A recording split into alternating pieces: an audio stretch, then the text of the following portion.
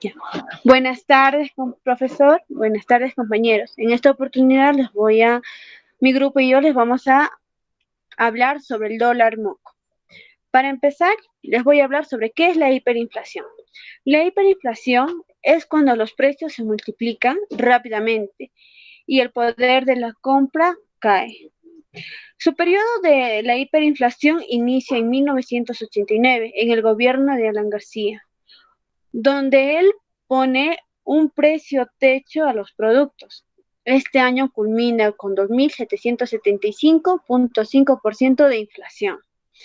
Dura hasta 1990 con el gobernante Alberto Fujimori, quien aplica el Fujishock.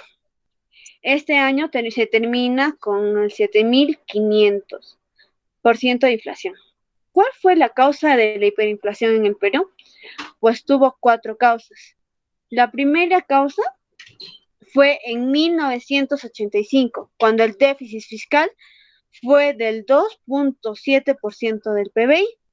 Eso se incrementó en 1986 al 5.1%, que se usaba dinero que no teníamos.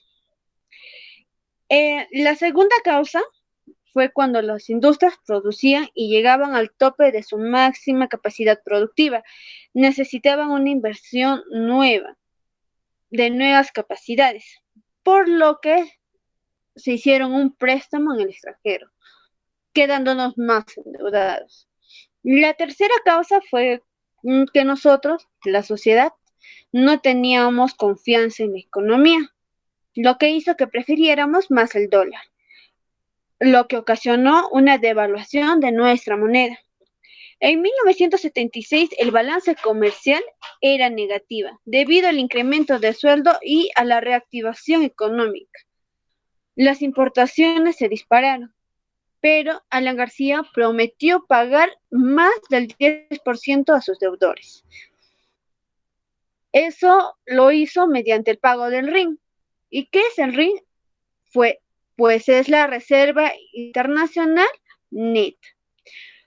¿Cómo se solventó todo esto? Pues se solventó creando dinero que no teníamos, lo que aumentó la oferta monetaria. Todo esto ocurrió en el gobierno de Alan García.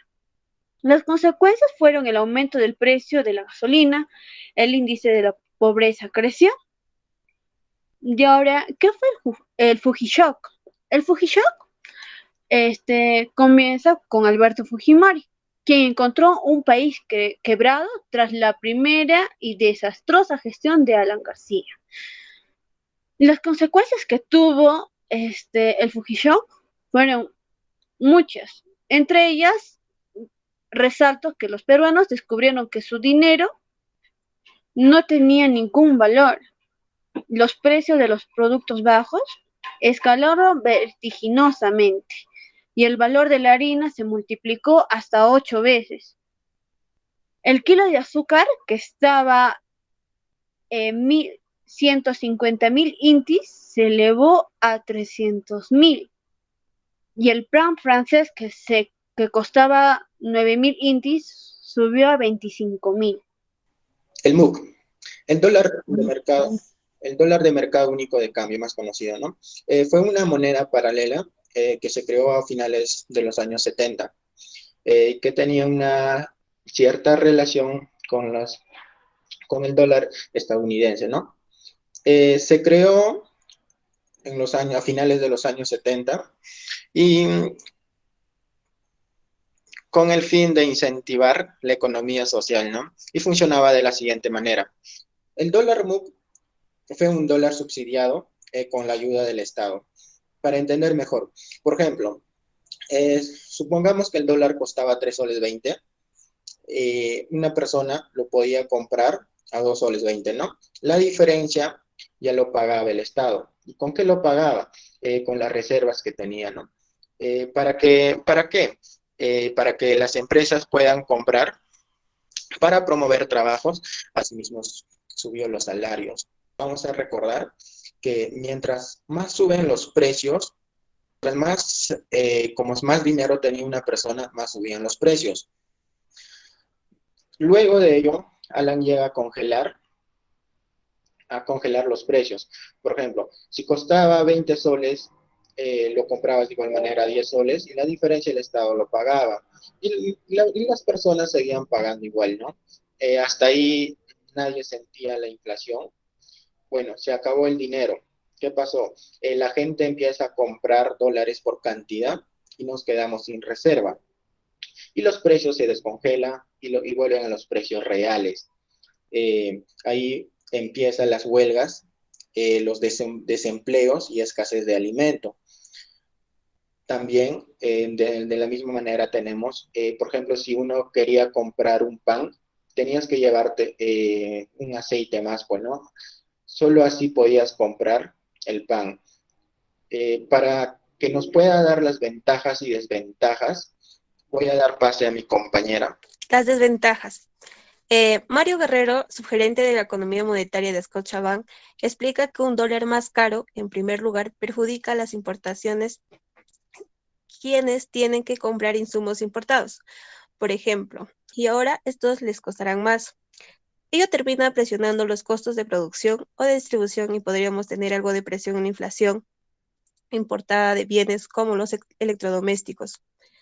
Otros sectores afectados es el de servicios expresados en dólares. Uno de ellos es el alquiler de inmuebles. Bueno, parte de las alquileres todavía se expresan en dólares, lo que termina afectando a los inquilinos que necesitarán más soles para comprar dólares y pagar su alquiler. Entonces, esto golpea directamente al bolsillo. De acuerdo con Michelle Morales, analista de Forex de CalpaSap, aquellas personas que tienen que pagar deudas en dólares cuando sus ingresos son en soles se ven perjudicadas con el tipo de cambio alto, ya que, al igual que en los casos anteriores, necesitarán más soles. Podemos decir que también no se puede predecir la tendencia del dólar.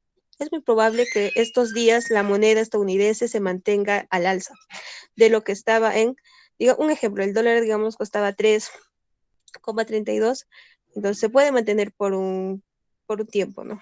Ya hasta que salga una nueva noticia, impacte esto en el mercado.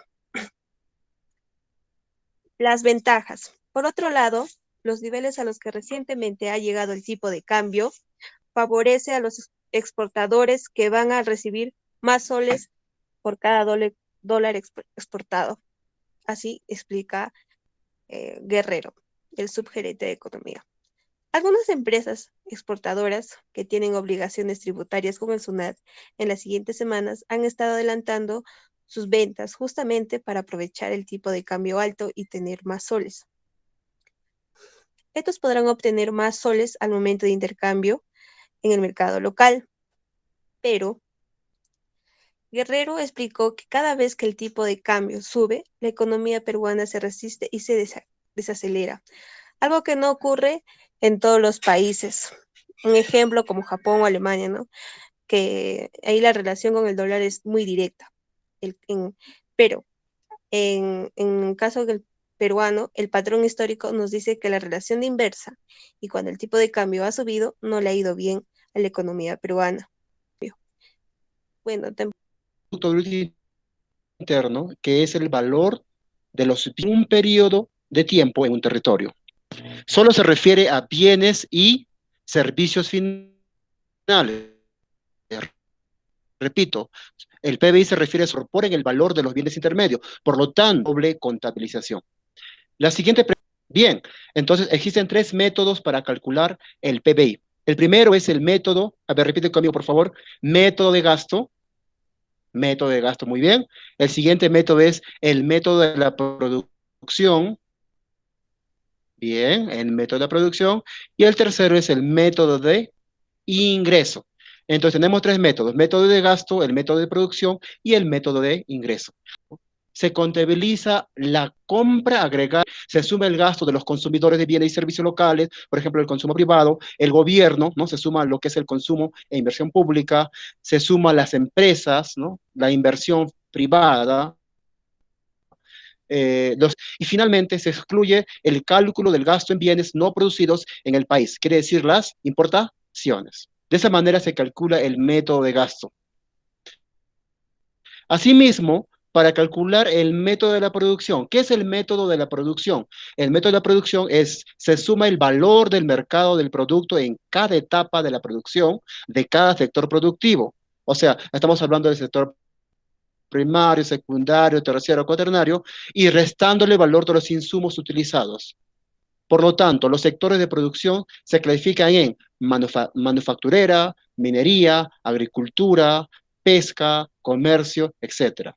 Bien, entonces estamos viendo ahora el método de producción. El primero es el método de gasto, el segundo es el método de producción y el tercero, cómo se calcula el método de ingreso. El método de ingreso consiste en cuantificar los ingresos recibidos por todos los agentes de la economía, por ejemplo, como ingresos a las remuneraciones, el consumo del capital fijo, los impuestos a la producción, los impuestos a la importación y el excedente de explotación. Bien, compañeros, hemos querido en esta noche darles un panorama general sobre los eventos económicos en el Perú. Y viene la reflexión para todos nosotros. ¿Hasta qué punto nosotros podemos vivir de la historia pasada? ¿O en qué manera los eventos económicos en el Perú ayudan para una mejor economía? Eso queda la reflexión para todos en esta noche. Muchas gracias y nos vemos en otro momento.